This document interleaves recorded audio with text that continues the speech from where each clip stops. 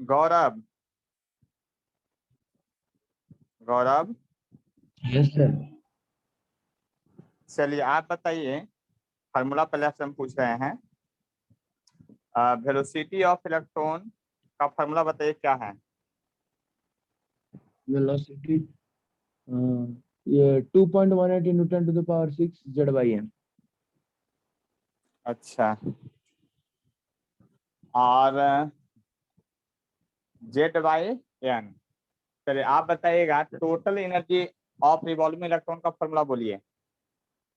Sir -2.18 into 10⁻⁻18 into Z²/m²। ठीक है, आप माइक ऑफ कीजिए अपना। प्रियांशी आप बताइएगा। Yes sir. आप बताइएगा।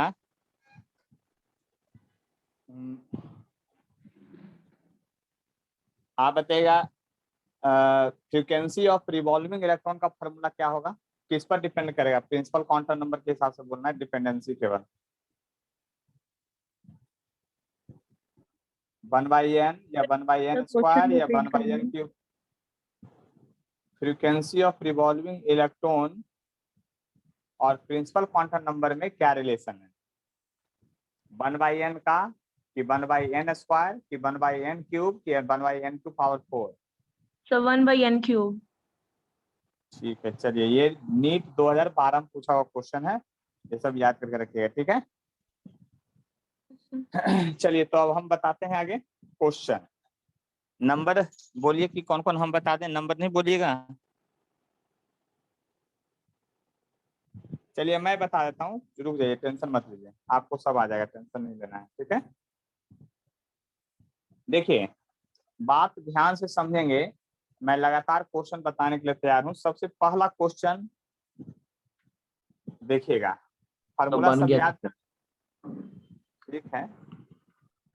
देख लीजिए सबसे फर्स्ट क्वेश्चन जो है, इसको देखते हैं। आज पूरा जितना देर क्वेश्चन बता देंगे, अगले क्लास में न्यूक्लियस चालू होगा। देखिए कहता है hydrogen atom and lithium ion both are in second excited state. देखिए अगर हाइड्रोजन एटम लीजिए या लिथियम आयन लीजिए, सेकंड एक्साइटेड स्टेट, तो पहले ये बताइए कि हाइड्रोजन स्टेट आइटम में और एल आई में इलेक्ट्रॉन कहाँ प्रेजेंट होगा। तो n बराबर 1 पर इलेक्ट्रॉन प्रेजेंट रहेगा, क्योंकि एक ही इलेक्ट्रॉन है, तो n बराबर 1 पर प्रेजेंट रहेगा इलेक्ट्रॉन। और इसमें कह रहा है second excited state, both in second excited state. तो देखिए एक्साइटेड स्टेट का मतलब होता है किसी भी एलिमेंट में इलेक्ट्रॉन के लिए कि जहां इलेक्ट्रॉन प्रेजेंट है उसके ऊपर के ऑर्बिट को एक्साइटेड स्टेट कहते हैं। अगर n = 1 पर प्रेजेंट है तो पहला ऑर्बिट जो होगा ये आपका ग्राउंड स्टेट होगा। पहला जहां इलेक्ट्रॉन प्रेजेंट होता है उसको ग्राउंड स्टेट कहते हैं। क्या कहते हैं, ग्राउंड स्टेट कहते हैं, ग्राउंड स्टेट कहते हैं। उसके जस्ट ऊपर ये फर्स्ट एक्साइटेड स्टेट होगा, यानी n बराबर 2 जो है वो फर्स्ट एक्साइटेड स्टेट होगा, ठीक है, एक्साइटेड स्टेट होगा। और n बराबर जो 3 होगा वो क्या होगा, सेकेंड एक्साइटेड स्टेट होगा। यानी कि दोनों जो है सेकेंड एक्साइटेड स्टेट में है। और तब कहता है कि आपका एंगुलर मोमेंटम क्या होगा ये बताइए। तो एंगुलर मोमेंटम हाइड्रोजन के लिए लिखिएगा तो फार्मूला होता है NH/2π, H/2π का इंटीग्रल मल्टीपल, और n बराबर कितना 3, क्योंकि सेकेंड एक्साइटेड स्टेट में है। और L लिथियम के लिए लिखिएगा, Li के लिए तो फार्मूला होता है NH/2π, तो H/2π ये तो कांस्टेंट है n, इसमें भी n बराबर 3 पर प्रेजेंट है, क्योंकि इसमें भी एक्साइटेड स्टेट जो होगा वो आपका यही होगा, सेकेंड 3 होगा। तो देखिए दोनों का एंगुलर मोमेंटम क्या हो गया, आपका सेम हो गया। ऑप्शन अभी हम नहीं देख रहे हैं, हम केवल एनर्जी, अब एनर्जी की बात करते हैं। EH और Ni रिस्पेक्टिव एनर्जी, जब सिर्फ क्वेश्चन में एनर्जी दे इसका मतलब टोटल एनर्जी की बात कर रहा है। क्या कर रहा है, टोटल एनर्जी की बात कर रहा है। तो एनर्जी ऑफ हाइड्रोजन एटम के लिए जो फॉर्मूला है -13.6 Z²। तो Z² यानी Z एटॉमिक नंबर होता है, तो उसके बदले क्या लिखेंगे 1 का स्क्वायर। एक्साइटेड स्टेट है जो आपका 3 है, तो 3 9 हो गया आपका 3² और ई लिखेंगे लिथियम के लिए तो क्या लिखेंगे, तो आप ही बताइए। -13.6 Z² के बदले 3 का स्क्वायर लिखेंगे, क्योंकि इसका एटॉमिक नंबर 3 होता है, हाइड्रोजन हीलियम लिथियम 3 होता है, और फिर इसका भी वही 3 लिखेंगे। तो आप बताइए किसका एनर्जी ज्यादा होगा। देखिए ध्यान से, आप मॉड लगाया हुआ एनर्जी में ऑप्शन में देखिएगा, IIT 2002 में पूछा क्वेश्चन है, मॉड लगा के पूछा है। मॉड मतलब सिर्फ मैग्नीट्यूड की बात करेगा। तो देखिए इसका मैग्नीट्यूड में 9 से डिवाइड करना पड़ेगा, ये 13.6 ही रहेगा। तो आप कह सकते हैं आंसर में अपने मन से बिना ऑप्शन देखे हुए कि LH जो होगा Li लिथियम के बराबर होगा, लेकिन एनर्जी जो लिथियम का होगा वो ग्रेटर होगा एनर्जी किससे, हाइड्रोजन वाले से। मोर क्लियर कंसेप्ट समझ सकते हैं, असाइनमेंट आपके पास होगा। देखिए 2 नंबर में क्या है उसको समझ लीजिए। कहता है if binding energy of electron in hydrogen atom is 13.6, the energy required to remove the electron from first excited state of Li। अब 2 नंबर में देखिए लिथियम का फर्स्ट एक्साइटेड स्टेट, यानी कि आप समझ लीजिए अगर Li प्लस प्लस है तो इसमें एक ही इलेक्ट्रॉन होगा और वह इलेक्ट्रॉन n बराबर 1 पर प्रेजेंट रहेगा। आप पहला एक्साइटेड स्टेट मतलब n बराबर 2 पर इलेक्ट्रॉन होगा, फर्स्ट एक्साइटेड स्टेट पर इलेक्ट्रॉन है अभी, इसको बाहर निकालना है, आयोनाइज करना है। तो क्या करना पड़ेगा, तो आयोनाइज करते हैं, इसका एनर्जी जितना है उतना पॉजिटिव एनर्जी देना पड़ता है। आयोनाइजेशन एनर्जी क्या होता है, इसके उल्टा में प्लस हो जाता है। फार्मूला माइनस के लिए है, लेकिन आपको क्या होगा, प्लस होगा। तो एनर्जी लिखेगा -13.6 Z² यानी कि 3 का स्क्वायर बाई n² यानी 2 का स्क्वायर। देख लीजिए ध्यान से, यानी इसको मल्टीप्लाई डिवाइड करेंगे तो देख लीजिए क्या होगा, आपका हो जाएगा 3.4 इंटू 9 यानी कि 30.6। माइनस में इतना एनर्जी इलेक्ट्रॉन वोल्ट है किसके पास, इलेक्ट्रॉन के पास। कब, जब लिथियम के फर्स्ट एक्साइटेड स्टेट में है, यानी कि आपका सेकेंड ऑर्बिट में है, तो आपका क्या हो गया इतना। तो 30.6 इलेक्ट्रॉन वोल्ट एनर्जी है। अब इतना अगर पॉजिटिव एनर्जी दीजिएगा तो क्या होगा, ये इलेक्ट्रॉन आपका निकल जाएगा और ये आयनाइज हो जाएगा। बात समझ में आ गया। और थर्ड नंबर जो पूछा है लोवेस्ट आयनाइजेशन पोटेंशियल किसका है, तो रखने वाला है सीजियम का होगा।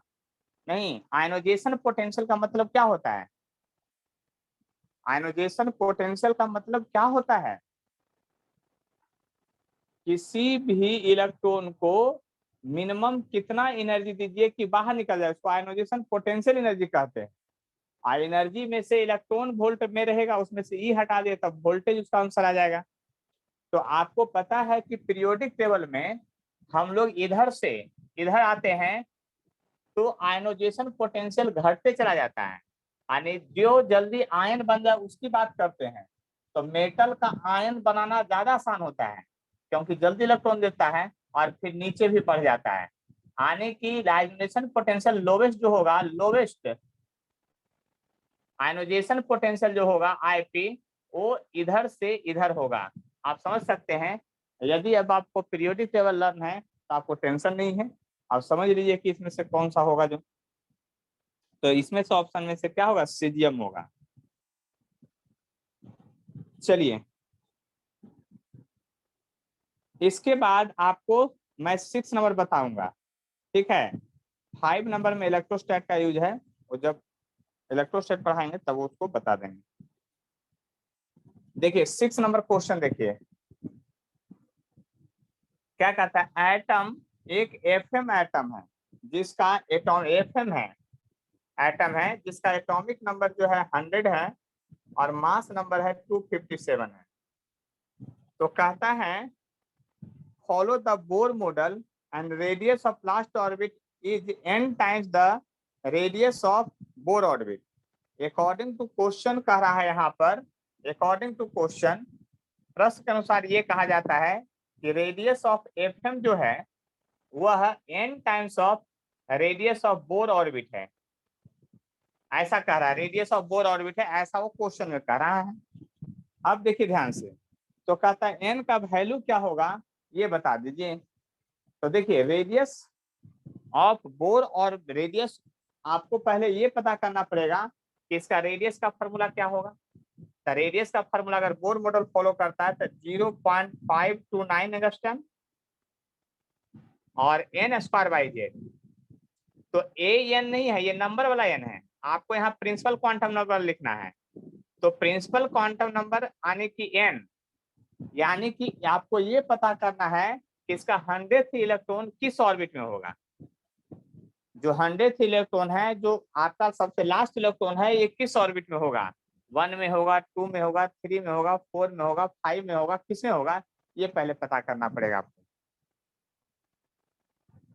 पीरियोडिक टेबल याद है, देख लीजिए ध्यान से। 100th इलेक्ट्रॉन वाला एलिमेंट कहाँ पर जाएगा। ठीक है, तो मैं बता देता हूँ, n का वैल्यू क्या होगा आपका 5 होगा। तो n स्क्वायर बाई जेड, तो 5 स्क्वायर होगा। और जेड कितना है आपका 100 है, देख लीजिए एटॉमिक नंबर इसका क्या है 100 है। इक्वल टू ये n अलग है। आप बोर ऑर्बिट किसको कहते हैं, ऑर्बिट? वो आप केमिस्ट्री से देख लीजिएगा, पीरियोडिक टेबल से। अब यहाँ तो हम उतना एक्सप्लेन नहीं कर सकते हैं, है ना। आप पीरियोडिक टेबल में देखिएगा कि जो 100 इलेक्ट्रॉन वाला जो है सबसे लास्ट इलेक्ट्रॉन, वो 5th ऑर्बिट में जाएगा। ठीक है, यही तो निकालना था इसमें मेनली। आप बोर रेडियस किसको कहते हैं, तो 0.529 को बोर रेडियस कहते हैं। आप बोर रेडियस का मतलब समझ लीजिए क्या होता है। हाइड्रोजन के फर्स्ट ऑर्बिट का जो रेडियस होता है उसको बोर रेडियस कहते हैं। बोर रेडियस किसको कहते हैं, हाइड्रोजन एटम के फर्स्ट रेडियस को हम लोग क्या कहते हैं, बोर रेडियस कहते हैं। तो फर्स्ट है तो 1 हो जाएगा और नीचे भी 1 हो जाएगा, n स्क्वायर भी 1 और ये भी 1।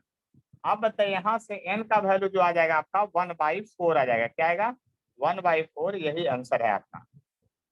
आपको मेनली यही पता करना था इसमें, किसके 100th इलेक्ट्रॉन का जो ऑर्बिट है वो किस में जाएगा, ये पता करना है। तो वो तो आपको इलेक्ट्रॉनिक कन्फिग्रेशन लिखने आता है ना, वहां से लिखते जाइए, पता चल जाएगा।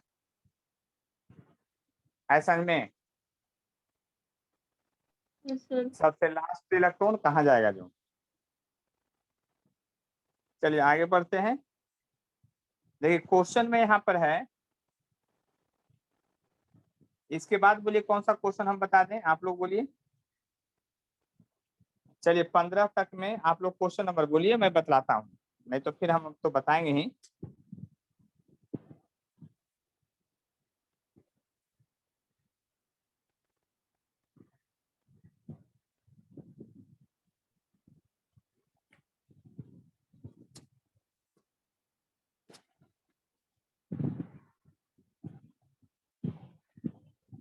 सर 8 और 10। चलिए 8 और 10, उसके बाद और बोलिए 15 तक में।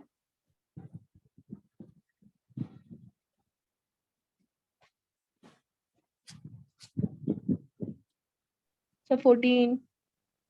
ठीक है, चलिए 8, 10 और 14, और हमको भी जो बताना है वो तो बता ही रहे हैं। 8 और 10, चलिए 8 नंबर क्वेश्चन आपको बता दिए थे पहले, समझ गए ना, ये बताया हुआ है। अगर बोल रहे हैं तो फिर से मैं बता देता हूँ। देखिए यहाँ पर आपको क्या करना है उस बात को समझ लीजिए अच्छी तरह से। यहाँ जो है आपका 8 और 10 में, 8 में देखिए क्या कहता है, अल्फा पार्टिकल जो है, देखिए एक आपका यहाँ पर जो है क्या यूरेनियम न्यूक्लियस है, यूरेनियम का न्यूक्लियस है। वहां पर आपको पता है कि यूरेनियम में 92 होता है और 235 होता है। इनफाइनाइट डिस्टेंस से कोई अल्फा को जब यहाँ से प्रोजेक्ट कीजिएगा तो सामने जाके ये कहीं रुक जाएगा, और रुक जो जाता है वही क्लोजेस्ट अप्रोच कहलाता है। ये बात पहले समझा चुके हैं। और क्लोजेस्ट अप्रोच में इसको पहले काइनेटिक एनर्जी से प्रोजेक्ट किया जाता है, और जैसे ही रुकेगा तो ये पोटेंशियल में बदल जाएगा। तो यहाँ पर अगर कंजर्वेशन ऑफ एनर्जी सब पढ़ा चुके हैं पहले, तो यहाँ पर इनिशियल में टोटल मैकेनिकल एनर्जी क्या होगा वो समझ लीजिए। टोटल मैकेनिकल की जो इसका होगा अभी, are equal to total mechanical energy जो फाइनल कंडीशन में होगा इस पॉइंट पर होगा। मतलब ये पी पॉइंट लेते हैं तो यहाँ पर, और इनिशियल में जो है यहाँ पर।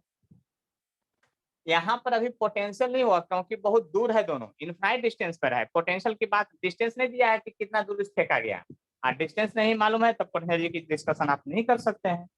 तो पोटेंशियल एनर्जी पहले 0 है, और काइनेटिक एनर्जी दिया है कितना, 5 मेगा इलेक्ट्रॉन वोल्ट दिया हुआ है।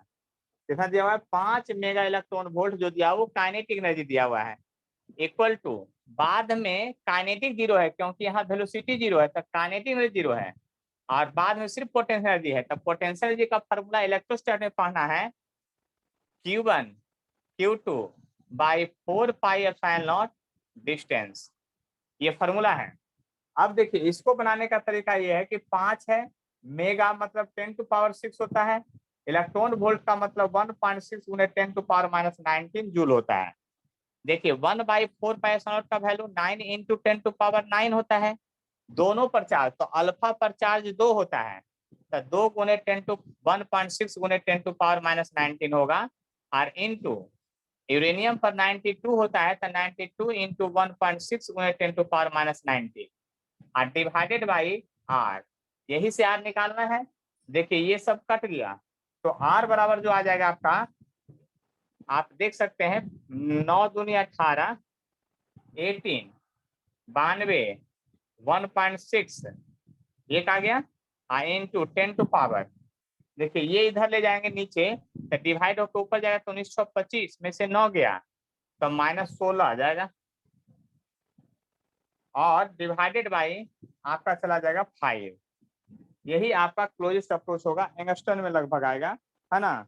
और एंगस्टन में आएगा तो 10 टू पावर माइनस, देखिए सब गुना कीजिए तो 10 टू पावर -15 मीटर के आसपास लाएगा, और जब सेंटीमीटर में लिखिएगा तो 12 वाला आ जाएगा, सेंटीमीटर में लिखिएगा तो आप देख लीजिएगा ध्यान से, यहाँ कैलकुलेशन कर लीजिएगा, आपको मीटर में आंसर आ जाएगा, ठीक है। देखिए आपका 10 नंबर क्वेश्चन क्या है उसको भी देख लीजिए। हाँ 10 नंबर क्वेश्चन जो है आपका फिजिक्स ओलंपियाड में आया हुआ क्वेश्चन है, ठीक है। देखिए 10 नंबर कहता है, electron are bombarded to excited hydrogen atom and 6 spectral line observe, 6 spectral line observe हुआ है। याद कीजिए, नंबर ऑफ स्पेक्ट्रल लाइन जो होता था, स्पेक्ट्रल लाइन का फॉर्मूला पिछले क्लास में बताए थे, बोलिए जल्दी क्या होता है, अब नहीं बोल रहे हैं सर नंबर ऑफ, हाँ बोलिए, n इंटू n-1/2, तो आप बताइए 6 स्पेक्ट्रल लाइन कब होगा, कहां से कहां ऑर्बिट कूदेगा तो 6 स्पेक्ट्रल लाइन होगा, ये बताइए। अब n1 बराबर तो 1 होगा, लेकिन n2 बराबर कितना लीजिएगा, 4, 4 से 1 पर आता है इलेक्ट्रॉन, तो क्या होता है 6 स्पेक्ट्रल लाइन देता है, ये बात याद है आप लोग को, पिछले क्लास में यही एग्जांपल बताए थे स्पेक्ट्रल लाइन में। तो सबसे सर पहले ये पता करना था कि इलेक्ट्रॉन कहां से कहां जंप करता है, वो निकालना था आपको। अगर ये निकल गया तो कहता है easy the ground state energy of hydrogen atom, easy जो है क्या है, ग्राउंड स्टेट एनर्जी है, तो minimum energy bomb two electron should be positive, तो कहता है minimum energy bomb two electron should positive, तो आने की 4 स्पेक्ट्रल लाइन है, तब आने की n बराबर 4 पर फॉर्मूला क्या होगा, जबकि आपको पता है E बराबर 1 पर जो फॉर्मूला होता है उसको ग्राउंड स्टेट कहते हैं, और उसी का वैल्यू ये इजी दिया है, according to question equal to जो 1 वैल्यू है ना उसको इजी कहा है, लेकिन ये वैल्यू होता है -13.6, जेड का वैल्यू 1 है और 1 का वैल्यू 1 है, इसी को वो इजी कहा है, क्या कहा है क्वेश्चन में, इजी कह रहा है, ग्राउंड स्टेट एनर्जी कह रहा है, तो ग्राउंड स्टेट में इतना एनर्जी होता है। तो आपको ये बताना है कि अब 4th स्टेट में आपका एनर्जी कितना होगा, तो -13.6 होगा, जेड स्क्वायर तो 1 ही होगा, और बाई n स्क्वायर होगा, तो n स्क्वायर होगा ना, तो n स्क्वायर 4 का स्क्वायर लिखिएगा आपका, तो 4 का स्क्वायर होगा तो 16 हो जाएगा, यहाँ पर क्या हो जाएगा आपका 16 हो जाएगा। तो कहता है एनर्जी रिलीज कितना होगा ये बताइए, तो आप बताइए 4 से 1 पर आएगा तो एनर्जी रिलीज होगा ना, 4 से 1 पर आएगा तो एनर्जी रिलीज होगा, तो एनर्जी रिलीज होगा तो आप देख लीजिए कि कितना एनर्जी होगा, तो यहाँ से आपका आप लिखेंगे क्या, देख लीजिए 13.6 घटा के लाएंगे तो आपको यहाँ पर हो जाएगा 1 बाई मतलब कि 1 -1/16, यानी आपका आ जाएगा 15/16 इंटू 13.6, आने की 15/16 इजी हो जाएगा, इतना एनर्जी लिबरेट करेगा, यानी इतना एनर्जी का इलेक्ट्रॉन डालिएगा तब इलेक्ट्रॉन जंप करके 1 से 4 पर जाएगा, उसका 6 स्पेक्ट्रल लाइन वो क्या करेगा, रिलीज करेगा। चेंज इन एनर्जी का फॉर्मूला पूछ रहा था कि क्या होगा। और बोलिए 11 नंबर बन गया है, देख लीजिए ये भी ओलंपियाड में क्वेश्चन पूछा हुआ है। चलिए मैं बता देता हूँ 11 नंबर क्वेश्चन, वो भी आसान है। देखिए कहता है Bohr theory of hydrogen atom, let R V and E the radius of orbit, speed of electron and total energy of electron, which of the following quantity proportional to quantum number N. देखिए R से radius है, तो radius का formula आपको पता है 0.529 N square by Z होता है, ये बात आपको पता है। वेलोसिटी का भी फॉर्मूला पता है 2.18 इंटू 10⁻6 जेड बाई एन होता है। एनर्जी का भी फॉर्मूला पता है -13.6 Z square by N square होता है। कहता है किस दोनों को गुना कीजिएगा, कि क्वेश्चन में पूछ रहा है, देखिए किस दोनों को गुना कीजिएगा कि दोनों को गुना करने के बाद क्वांटम नंबर n प्रोपोर्शनल हो जाए। यानी कि आपको गुना करना है, भाग करना है, जो भी कीजिए, इधर 2 को गुना कीजिए, 2 को भागा कीजिए, 3 को गुना कीजिए, 3 को भागा कीजिए, लेकिन क्वांटम नंबर जो n है ना, दोनों को गुना करने के बाद प्रोपोर्शनल में आ जाए। तो इधर क्या होगा, कैसे मल्टीप्लाई करेंगे, ये खोजने के लिए कह रहा है, दिमाग लगाने के लिए कह रहा है। तो आप बताइए किस 2 को मल्टीप्लाई करेंगे कि n ऊपर चला जाए। तो एक तो जरूर रेडियस लेना पड़ेगा तभी होगा। अब रेडियस गुने दिस कीजिएगा तो n कट जाएगा, तब आपका डायरेक्टली इक्वल टू n आएगा, आने v इंटू आर आपका आंसर होगा। यही पूछ रहा था। तभी इंटू आर कौन सा ऑप्शन है, पहला ही ऑप्शन है, वही सही है। 12 नंबर भी बताना है, यही ना। देखिए कहता है 12 नंबर में क्या है, 1 2 3 4 वो ऑर्बिट बनाया है। 12 नंबर में देख लीजिए क्या है, 12 नंबर में आपका क्या है, उस बात को समझ लीजिए।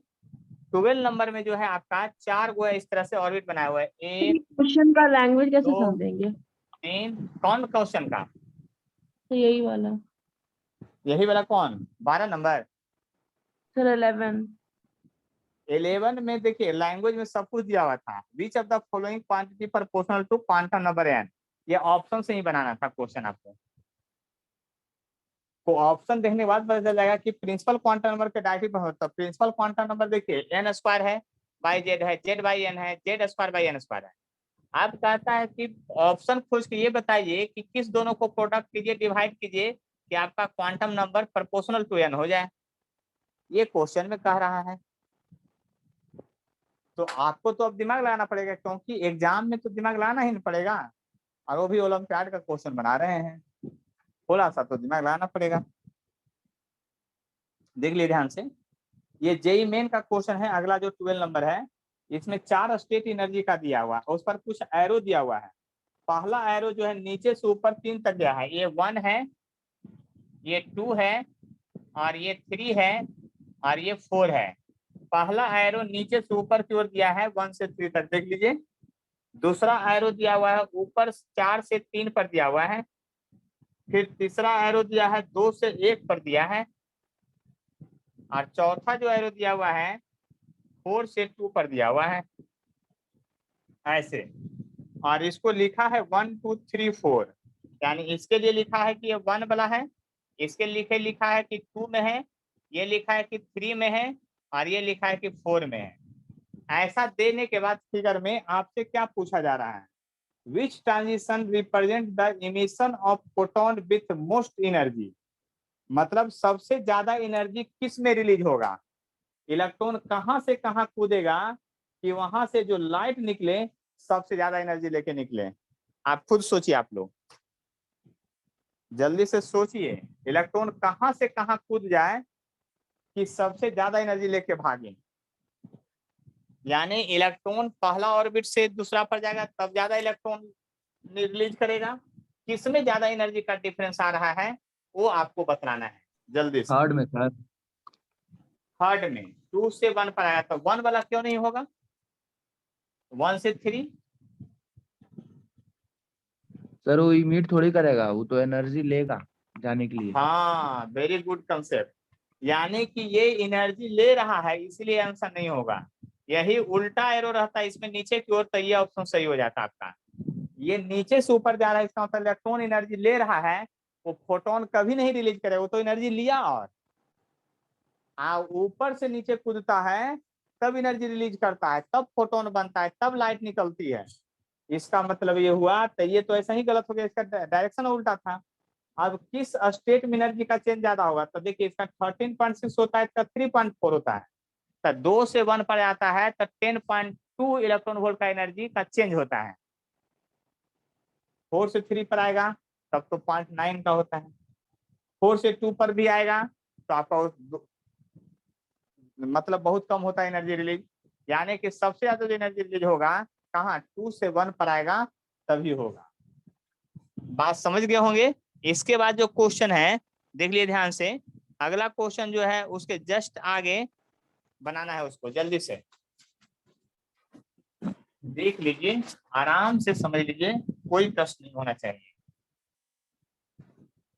अगला क्वेश्चन जो है एडवांस वाला जो है वो और ही अच्छा क्वेश्चन है, जेईई एडवांस से पूछा हुआ क्वेश्चन है। देखिए क्वेश्चन लैंग्वेज कितना अच्छा दिया है 14 नंबर में। अच्छा हाँ, एक 13 नंबर भी है जो नीट का पूछा हुआ क्वेश्चन है। कहता है total energy of electron in the first excited state of hydrogen atom with 3.4 it's kinetic energy in this state. तो देखिए सिंपल सा बात समझ लीजिए, हम लोग पिछले क्लास में कंसेप्ट सीख चुके हैं कि टोटल एनर्जी का जो वैल्यू होता है वही काइनेटिक एनर्जी का न्यूमेरिकल वैल्यू होता है। केवल काइनेटिक एनर्जी में प्लस होता है और टोटल एनर्जी में माइनस होता है। यानी जिस स्टेट में जहां भी रहे इलेक्ट्रॉन चक्कर मारते हुए न्यूक्लियस का, चाहे आपका हाइड्रोजन लाइक एटम हो या हाइड्रोजन लाइक एटम नहीं हो, उस एटम का जितना टोटल एनर्जी होगा माइनस में होगा, और काइनेटिक एनर्जी जस्ट उसी मैग्नीट्यूड के बराबर होगा और क्या होगा, उसके बराबर होगा।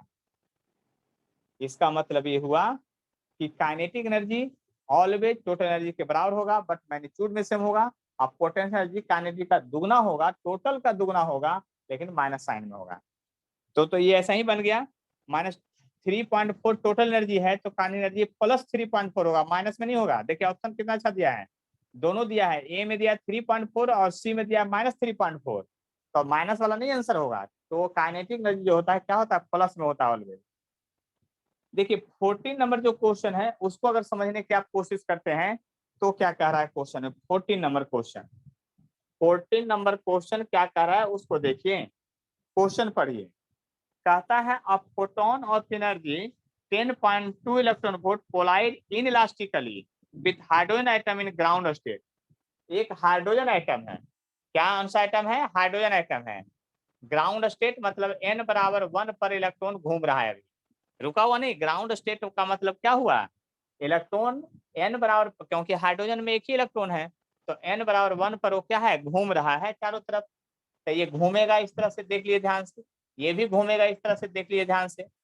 अब कहता है कि इलेक्ट्रॉन यहीं पर था, एक फोटोन आया, इन इलास्टिक कोलिजन, क्या इन इलास्टिक का मतलब समझते हैं, इलास्टिक मतलब जो भी फोटोन आएगा उसका टोटल एनर्जी एब्जॉर्ब कर लेगा। इन इलास्टिक कोलिजन में क्या होता है, उसका टोटल एनर्जी एब्जॉर्ब कर लेगा, यानी टोटल मोमेंटम एब्जॉर्ब हो जाएगा। इसका मतलब ये आया था, पहली बार जो एनर्जी आया वो आया 10.2 इलेक्ट्रॉन वोल्ट का आया। कितना का आया, 10.2 इलेक्ट्रॉन वोल्ट का एक फोटोन आया, लाइट आया, वो हाइड्रोजन एटम से टकराया, हाइड्रोजन एटम उस एनर्जी को एब्जॉर्ब कर लिया। इनइलास्टिक कोलिजन का मतलब ये होता है, इन इलास्टिक कोलिजन का मतलब यही होता है। अब कहता है after a certain time interval of few microsecond, कुछ ही समय के बाद, फ्यू माइक्रोसेकेंड के बाद अनदर फोटोन ऑफ एनर्जी आया जो 15 इलेक्ट्रॉन वोल्ट का था। यानी फिर से एक एनर्जी आया उधर से 15 इलेक्ट्रॉन वोल्ट का, वो भी इनइलास्टिकली इसको कोलिजन कर गया, टकरा गया। और फ्यू मिली सेकेंड में आया तो टाइम तो बहुत कम हुआ इंटरवल का। इसका मतलब अभी इलेक्ट्रॉन एक्साइटेड भी नहीं हुआ कि इलेक्ट्रॉन आके टकरा गया उससे, फिर से दोबारा फोटोन। तो हाइड्रोजन एटम को टोटल एनर्जी कितना मिला, तो total energy receive by hydrogen atom कितना हुआ, टोटल एनर्जी रिसीव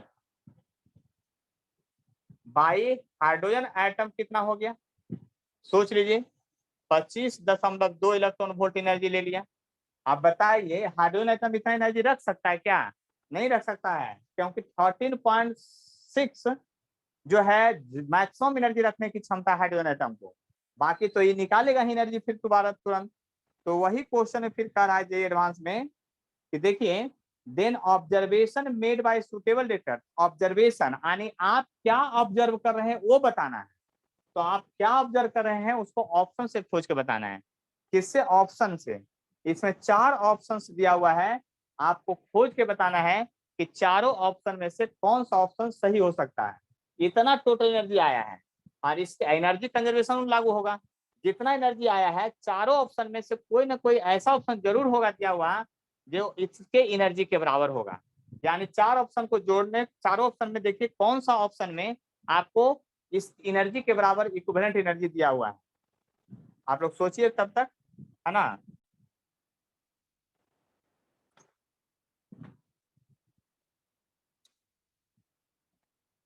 चलिए इधर देखिए,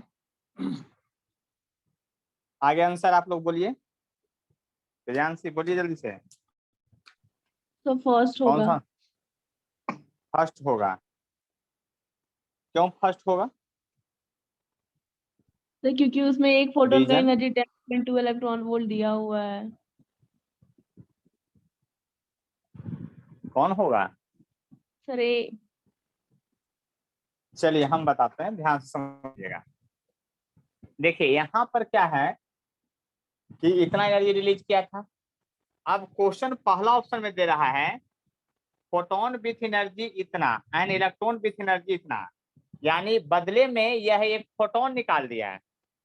वह फोटोन का जो एनर्जी है वो कितना, बदले में जो फोटोन निकाला वह एनर्जी कितना है 10 पॉइंट, आपका जब क्वेश्चन में 10.2 इलेक्ट्रॉन वोल्ट का है तो इतना एनर्जी निकल गया। उसका तो एक इलेक्ट्रॉन भी निकाल दिया जिसका काइनेटिक एनर्जी दिया हुआ है कितना 1.4। तो दोनों का एनर्जी जोड़िए कितना आ गया 11.6 इलेक्ट्रॉन वोल्ट एनर्जी आ गया। तो 25.2 के बराबर नहीं हुआ लेकिन हो गया है। थोड़ा सा नजर डालिए कैसे हो गया है उसको समझिए, क्योंकि Yes. इलेक्ट्रॉन निकलने के पहले अपना एक टोटल एनर्जी इसको देना पड़ेगा कुछ ना कुछ। आप बताइए कोई भी इलेक्ट्रॉन को एटम से निकालने के लिए कम से कम कुछ तो एनर्जी देना पड़ता है ना, और वह एनर्जी को कहते हैं आयनोजेशन पोटेंशियल एनर्जी। तो हाइड्रोजन एटम का आयनोजेशन पोटेंशियल एनर्जी कितना है 13.6 इलेक्ट्रॉन वोल्ट होता है। हाइड्रोजन एटम का आयनोजेशन पोटेंशियल एनर्जी कितना है 13.6 है। तो इलेक्ट्रॉन 13.6. अगर निकल, हाँ अगर इलेक्ट्रॉन निकल गया तो इसका मतलब 13.6 इलेक्ट्रॉन वोल्ट एनर्जी पहले जो इलेक्ट्रॉन का निगेटिव एनर्जी था उसको पॉजिटिव करने में लग गया। इसीलिए आप 10.2, 1.4 और 13.6 भी उसमें ऐड करना पड़ेगा। जिसमें इलेक्ट्रॉन निकल गया उसमें इतना एनर्जी तो पहले वो ले लिया होगा ओवरकम करने के लिए, वर्क फंक्शन को ओवरकम करने के लिए, उसके बाद में निकलेगा आगे। तो इसीलिए यहाँ पर पहला ऑप्शन ही करेक्ट हो जाएगा आपका, बाकी ऑप्शन करेक्ट नहीं है। ये जे एडवांस का पूछा क्वेश्चन था। अब इसके बाद बोलिए कौन सा क्वेश्चन और पूछना आप लोग को, बोलिए जल्दी से। तो 16। 16 नंबर, देखिए 16 नंबर जो है ये IPMT का आया हुआ यानी नीट का क्वेश्चन आया हुआ है। कहता है एनर्जी जो है -13.6 दे दी तो दे दिया, इसको हमको कोई मतलब नहीं है। Energy of photon ejected when electron jump from 3 to 1। तो आपको 16 नंबर का डायरेक्ट फॉर्मूला याद है, एनर्जी जो होता है 13.6 होता है, Z²/n² होता है। तो Z हाइड्रोजन का 1 होगा और 1/1 का स्क्वायर होगा। कूदा कहाँ से, कूदा है जो आपका 3 से 2, सॉरी 3 से 2 कूदा है। तो यहाँ 2 का स्क्वायर होगा और यहाँ 3 का स्क्वायर होगा। आप समझ लीजिए। अब 13.6 को कितना से गुना करना पड़ेगा, ये 4 हो गया, आई 9 हो गया, तो एलसीएम हो जाएगा 36 और 4 से डिवाइड कीजिएगा तो 9 और माइनस कितना 4, यानी 5/36 से इसमें मल्टीप्लाई कीजिए आपका आंसर आ जाएगा। और ऐसे तो हमको डायरेक्ट आंसर आ जा रहा है क्योंकि आपको ये पता होना चाहिए थर्ड ऑर्बिट में एनर्जी कितना होता है 1.51 होता है। सेकेंड ऑर्बिट का एनर्जी कितना होता है 3.4 होता है। दोनों को घटा दीजिए तो आपका 1.9 इलेक्ट्रॉन वोल्ट एनर्जी डायरेक्ट आ जाएगा। यानी इसको भी गुना भाग करेंगे तो नहीं आएगा, 1.9 इलेक्ट्रॉन वोल्ट एनर्जी। हम देखिए ये फार्मूला सा क्वेश्चन बनाइए, या हम बोले थे ना एनर्जी याद कर लीजिए कि पहला ऑर्बिट का क्या एनर्जी है, दूसरा का क्या है, तीसरा का क्या है, चौथा पांचवा, 5 तो का याद कराए थे। पहला का था 13.6, दूसरा का 3.4, तीसरा का 1.51, चौथा का 0.85, पांचवा का 0.54 और छठा का 0.34। अब बताइए इसका मान लीजिए कि आपका 13.6 था माइनस में, इसका था 3.4 माइनस में, इसका था 1.51 माइनस में, आपका 3 से 2 पर कूदा, तो 3 से 2 पर कूदा तो इस दोनों को डिफरेंस लीजिए, डायरेक्ट आंसर आ जाता।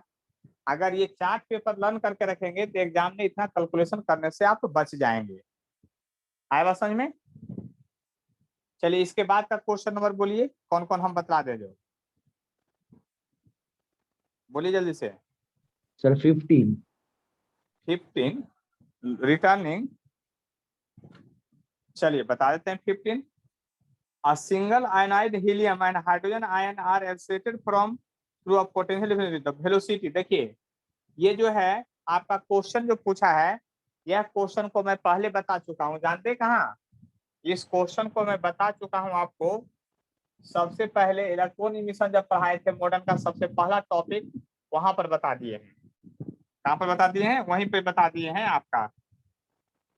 कहिए कैसे? आपको पता है कि इलेक्ट्रॉन गन में क्या होता है, जब पोटेंशियल से एक्साइट किया जाता है तो आप वर्क डन पर फार्मूला पढ़े हैं, वर्क डन चार्ज गुने पोटेंशियल डिफरेंस, याद कीजिए, वोल्टेज का डिफरेंस।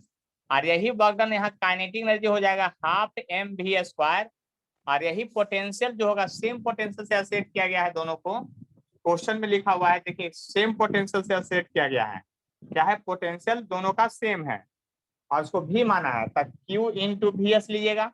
तो यहाँ पर वेलोसिटी की बात कीजिए तो वेलोसिटी जो होगा अंडर रूट में चला जाएगा, 2 चार्ज गुने पोटेंशियल अपाई मास हो गया। आपको निकालना है किसका रेशियो, कहता है हीलियम बाई हाइड्रोजन का रेशियो निकालना है, VHE और V हाइड्रोजन का रेशियो निकालना है। आपको पता है कि आप समझ सकते हैं 2 कट जाएगा, पोटेंशियल दोनों के लिए सेम है, वो कट ही जाएगा हर हाल में। चार्ज और मास की बात करते हैं तो हीलियम का चार्ज जो है 2 है, मास जो होता है 4 होता है। हाइड्रोजन का मास भी 1 होता है और चार्ज भी 1 होता है, तो 1/2 कट के आ गया, यानी 1/√2 योर आंसर हो जाएगा। ठीक है, आंसर नहीं, वो ऑप्शन आपका गलत छप गया होगा, 1/√2 लिखा हुआ होगा वहां, He बाई हाइड्रोजन। इसलिए नहीं आ रहा था सर। अच्छा अब आ गया ना, यही होगा आंसर। चलिए अब आगे बढ़ते हैं, इसके बाद का क्वेश्चन, चलिए 17 नंबर क्वेश्चन पढ़िए, थोड़ा सा लैंग्वेज टेढ़ा है। कहता hydrogen sample is prepared in a particular excited state A, कहता है उसके बाद photon of energy 2.55 electron volt get absorb into sample, take some electron to a further excited state B, the quantum number corresponding to the state A and B. देखिए यह question बिना यह table को याद किए हुए नहीं बनेगा, इस क्वेश्चन में कोई इंफॉर्मेशन ही नहीं दिया है। आपको कहा, देखिए क्वेश्चन क्या कहा है 17 नंबर, ये भी फिजिक्स ओलंपियाड में आया क्वेश्चन है, इसमें आपको कोई इंफॉर्मेशन ही नहीं दिया है। कहा एक हाइड्रोजन एटम है, उसमें इलेक्ट्रॉन कहीं ना कहीं आपका क्या कर रहा, घूम रहा था, ये नहीं कर रहा था, इलेक्ट्रॉन ग्राउंड स्टेट में नहीं था, ये नहीं कर रहा है, कह रहा है इलेक्ट्रॉन कहीं था एक्साइटेड स्टेट में, एक्साइटेड स्टेट में होगा, मान लीजिए 2 3 कहीं 4 5 पर होगा, उधर से एक फोटोन आके उससे टकरा गया, तो टकराने के बाद वो और हायर स्टेट में जाएगा कि लोअर स्टेट में जाएगा, ये बताइए आप लोग पहले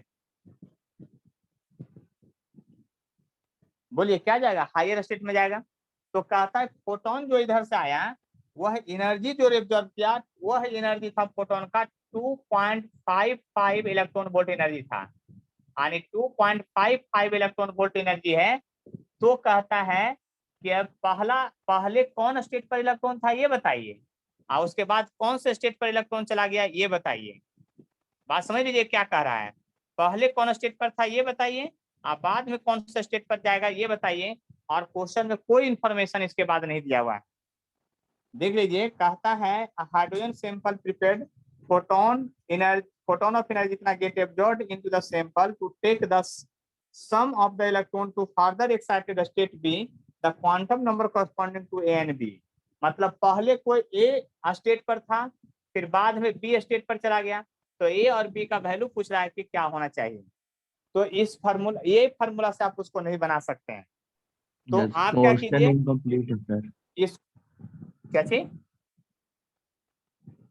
देखिए इसको क्वेश्चन आप ध्यान इनकम्प्लीट। से, क्वेश्चन इनकम्प्लीट नहीं है, इससे बनेगा क्वेश्चन जो हम ट्रिक बताएं। क्वेश्चन कैसे इनकम्प्लीट होगा, ओलंपियाड का क्वेश्चन और इनकम्प्लीट होगा।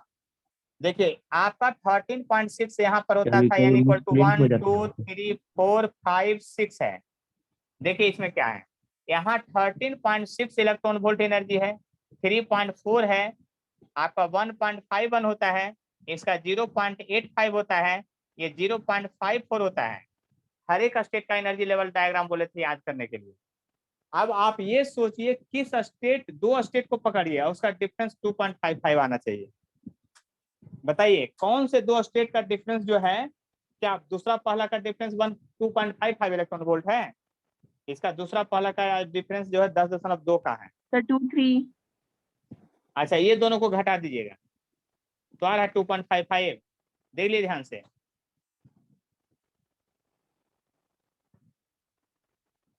2 3 2 4 कौन, घटा के देखिए जल्दी से किस स्टेट में डिफरेंस 2.55 का आ रहा है, वही आपका आंसर होगा। देख लीजिए ध्यान से, समझ लीजिए, किस दो का डिफरेंस उसके बराबर आ रहा है, वही इलेक्ट्रॉन वहां से वहां जंप किया होगा। तो 3.4 और 0.85 को घटाइए, देखिए 2.55 आ जाएगा।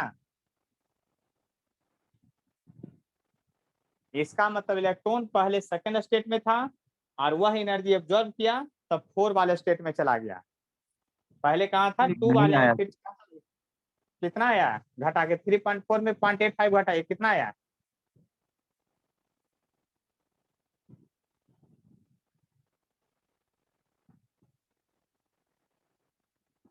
हमको तो आ गया, आप लोग घटाइए। हमको भी आ गया सर। आ गया ना, तो इसका मतलब क्वेश्चन इनकम्प्लीट नहीं ना था, दिमाग लगाने वाला क्वेश्चन था। यस। यानी कि तब आंसर आपका कौन हो गया, फर्स्ट ऑप्शन जो है आपका करेक्ट हो गया। चलिए इसके बाद जो है आप लोग कौन सा क्वेश्चन बनाएंगे, इधर तो सब आसान है, नीट वाला है। हाँ चलिए क्वेश्चन आप लोग 24 नंबर बनाइए, अच्छा क्वेश्चन है 24 नंबर क्वेश्चन, 24 नंबर क्वेश्चन बनाइए जल्दी से। देख लीजिए 24 नंबर क्वेश्चन बनाइए अच्छे से, एक बार क्वेश्चन पढ़िए फिर मैं बताता हूँ।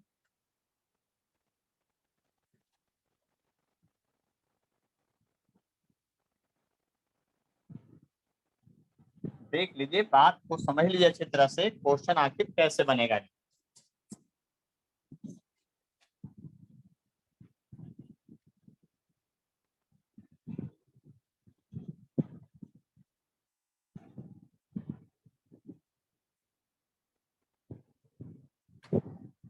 चलिए 24 नंबर क्वेश्चन देखिए कितना अच्छा है, कहता है IIT 2007 में पूछा हुआ क्वेश्चन है, जे एडवांस में।